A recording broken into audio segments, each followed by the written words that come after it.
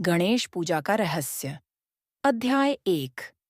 गांव का पुराना मंदिर। कभी कभी अद्भुत कहानियां छोटी छोटी जगहों पर भी छिपी होती हैं। ऐसा ही एक गांव था जिसका नाम था शांतिनगर। यह गांव अपने प्राचीन मंदिर के लिए प्रसिद्ध था, जिसे लोग श्री गणेश मंदिर के नाम से जानते थे। हर साल गणेश चतुर्थी के मौके पर गांव में भव्य गणेश पूजा का आयोजन होता था, जहां दूर दूर से लोग आते और भगवान गणेश की आराधना करते। इस साल भी गणेश चतुर्थी आने वाली थी और गांव के लोग बहुत उत्साहित थे। गांव के मुखिया श्रीधर चाचा ने तय किया कि इस बार की पूजा सबसे भव्य होनी चाहिए। उन्होंने गांव के सभी युवाओं को बुलाया और उन्हें तैयारियां शुरू करने को कहा। अध्याय 2। रामू और उसकी जिज्ञासा। रामू गांव का एक चंचल और बुद्धिमान लड़का था। उसकी उम्र मात्र 12 साल थी, लेकिन उसकी जिज्ञासा उम्र से कहीं ज्यादा थी। जब उसने श्रीधर चाचा को यह कहते सुना कि इस बार की गणेश पूजा सबसे भव्य होगी, तो वह बहुत उत्सुक हो गया। उसने अपने दोस्त मोहन से कहा, मोहन, चलो देखते हैं इस बार की गणेश पूजा में क्या खास है। मैंने सुना है कि इस बार कुछ नया होने वाला है। मोहन भी तैयार हो गया और दोनों दोस्त मंदिर की ओर चल पड़े। मंदिर पहुंचकर उन्होंने देखा कि लोग सफाई कर रहे हैं, रंग बिरंगी झंडियां लगा रहे हैं और फूलों से सजावट कर रहे हैं। लेकिन रामू की नजर एक अजीब सी बात पर पड़ी। उसने देखा कि मंदिर के सबसे पुराने हिस्से में एक कक्ष को ताला लगा हुआ था, जिसे पहले कभी बंद नहीं देखा था। अध्याय 3। रहस्य का पता लगाना। रामू और मोहन की जिज्ञासा बढ़ती गई। उन्होंने तय किया कि वे इस ताले के पीछे का रहस्य पता लगाएंगे। अगले दिन सुबह सुबह वे मंदिर गए और ताले वाले कक्ष के पास पहुंच गए। रामू ने मोहन से कहा, तुम पहरा दो, मैं अंदर जाने का तरीका ढूंढता हूं। रामू ने खिड़की से अंदर झांका। वहां अंधेरा था। उसे एक पुराना दिया दिखाई दिया।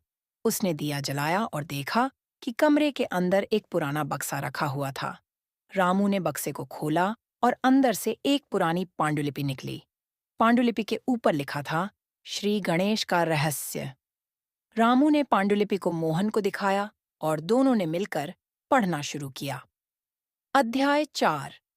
पांडुलिपि की कहानी। पांडुलिपि में लिखा था कि इस मंदिर के नीचे एक गुप्त तहखाना है, जहां भगवान गणेश की एक प्राचीन मूर्ति छिपी हुई है। इस मूर्ति में अपार शक्तियां हैं, जो गांव के लोगों की हर मनोकामना पूरी कर सकती हैं। लेकिन मूर्ति तक पहुंचने के लिए एक रहस्यपूर्ण रास्ता है, जिसे केवल सच्चे और पवित्र हृदय वाले लोग ही पार कर सकते हैं। रामू और मोहन इस रहस्य को जानकर बहुत खुश हुए। उन्होंने तय किया कि वे इस रहस्यपूर्ण रास्ते को ढूंढकर भगवान गणेश की मूर्ति तक पहुंचेंगे और गांव के लोगों के लिए खुशियां लाएंगे। अध्याय 5। रहस्यपूर्ण रास्ता। रामू और मोहन ने पांडुलिपि में लिखे संकेतों को ध्यान से पढ़ा और उस गुप्त रास्ते की खोज में लग गए। वे मंदिर के पीछे के जंगल में गए, जहां एक पुराना कुआं था। पांडुलिपि में लिखा था कि इस कुएं में ही वह रहस्यपूर्ण रास्ता है। उन्होंने कुएं में झांका और देखा कि वहां सीढ़ियां बनी हुई थीं। दोनों ने हिम्मत जुटाई और सीढ़ियां उतरने लगे। नीचे पहुंचकर उन्होंने देखा कि वहां एक बड़ा सा द्वार था, जिसके ऊपर गणेश जी की एक अद्भुत आकृति बनी हुई थी। अध्याय 6। द्वार की पहेली द्वार पर एक शिला लगी थी, जिस पर लिखा था, वह कौन है जो सृष्टि के आरंभ में भी था और अंत में भी रहेगा। रामू ने सोचा और फिर मुस्कुराते हुए कहा, भगवान गणेश। जैसे ही उसने यह कहा, द्वार खुल गया और वे दोनों अंदर चले गए। वहां उन्होंने देखा कि एक विशाल कक्ष है, जिसमें भगवान गणेश की एक प्राचीन मूर्ति रखी हुई है। मूर्ति से एक दिव्य प्रकाश निकल रहा था, जिससे पूरा कक्ष चमक रहा था। अध्याय 7।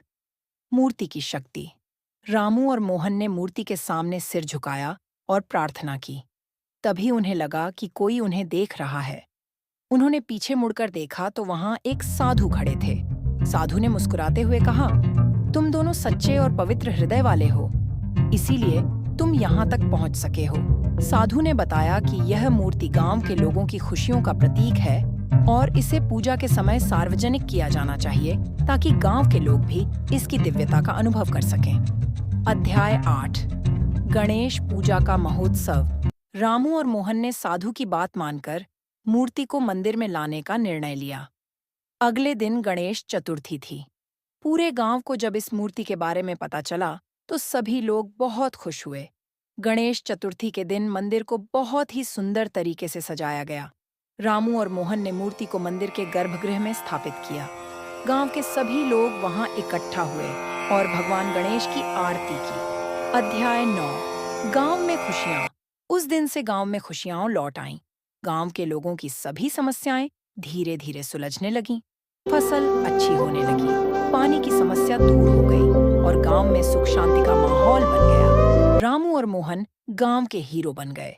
लोगों ने उनकी बहादुरी और समझदारी की सराहना की। इस कहानी से हमें यह सीख मिलती है कि सच्चे और पवित्र हृदय वाले लोग ही भगवान के सबसे प्रिय होते हैं। जब हम निस्वार्थ भाव से कोई कार्य करते हैं, तो भगवान खुद हमारी मदद के लिए आगे आते हैं। और इस तरह शांतिनगर में हर साल गणेश चतुर्थी बड़े धूमधाम से मनाई जाती रही और रामू और मोहन की बहादुरी की कहानी हर बच्चे के लिए प्रेरणा बनी रही।